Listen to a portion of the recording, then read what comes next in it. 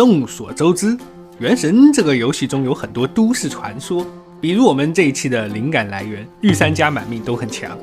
但是因为御三家比5星都难抽，体验过的玩家比阿贝多老师的头发还少，所以这种强到底是人云亦云呢，还是确有其事呢？那就让我们来探究一番。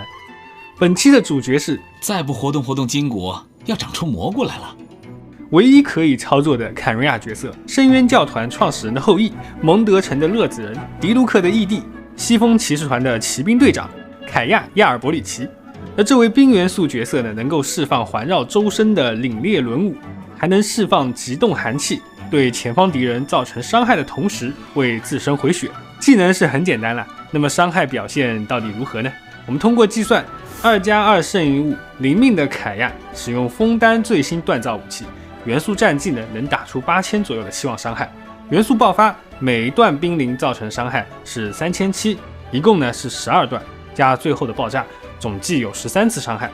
在自身15秒的输出轴中，凯亚呢可以丢出 EQEE 4次技能，所以总伤害是7.5万左右。这就是大部分玩家手里凯亚的伤害水平了。哼，你知道的真多。不过在我们的都市传说中，这个凯亚是满命的，所以我们来看看满命的凯亚能获得一些什么增益。一命是遇到被冰元素影响的敌人会增加平 A 和重击的暴击率，这个需要战场平 A 才能获得收益。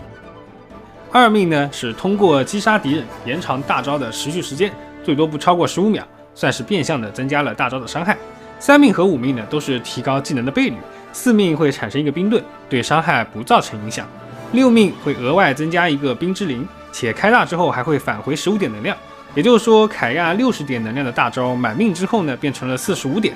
且因为凯亚突破加的是充能，所以充能需求就下降到了120%左右，是一个提高大招伤害频率、降低充能压力换伤害的命座。这样看下来，感觉好像和现在动不动就加爆伤、加暴击、加增伤的三体人命座比起来，有点过于的朴素了。所以满命以后，凯亚的伤害到底会有怎样的提升呢？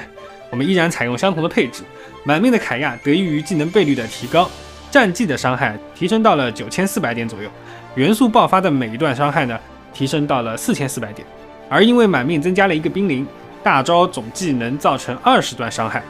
EQEE 的总伤害呢，就从原来的7.5万上升到了12万，有59%的伤害提升。那假如是对群的情况，触发了2命大招延长的效果，至多能造成30段伤害，总伤害就会进一步的提升，变成16.4万，提升幅度达到了116%，还是很大的。但是只看16万这个伤害数值，依然不算高。不过呢，这毕竟是一个角色的裸伤嘛，裸伤这个表现就意味着吃拐还能再增加呀。比如给他万叶的增伤减抗，给他班尼特的攻击力加成，那这个时候凯亚的总伤害就提升到了29万。29万呢，就是一个后台副 C 很可观的伤害了，是绝对不弱于5星后台灵命的伤害表现的。但是呢，这还没完。我们知道冰元素最强势的表现环境呢是打冻结，因为冰套很逆天的给了40%的暴击率。那如果这个时候我们组一个凯亚加弗妮娜加万叶加班尼特的队伍，虽然很抽象，但确确实实可以触发冰套的效果。凯亚通过大招所万般的增伤，然后再享受一些辅辅的增伤，这个时候我们就可以把凯亚的伤害推到41万了。当然这个队伍的实战性呢有待验证，因为我这个班尼特满命了，凯亚还自顾自的打一些融化，破坏了冻结。但是不管怎么说，到了这里呢，我们从伤害层面上就看到了凯亚的实力。作为开服的4星，满命吃拐之后，在数值上可以达到后台3体人的实力，这个强确实也不算是人云亦云了。我觉得这要归功于开服的设计大道至简，没啥弯弯绕绕的，简简单单一个多段大招锁面板就非常香了。但是凯亚呢和其他2位是难抽的，是需要星辉兑换的，3年了，相信很多玩家的御三家和我一样，虽然说凯亚并不弱，34颗星辉呢也不算贵，但需要花额外资源的情况依然成为了横在玩家选择面前的大山。如果说凯亚和其他2位都是普通4星角色，都能加入陪跑的行列，相信他们也就不会只出现在传说中了。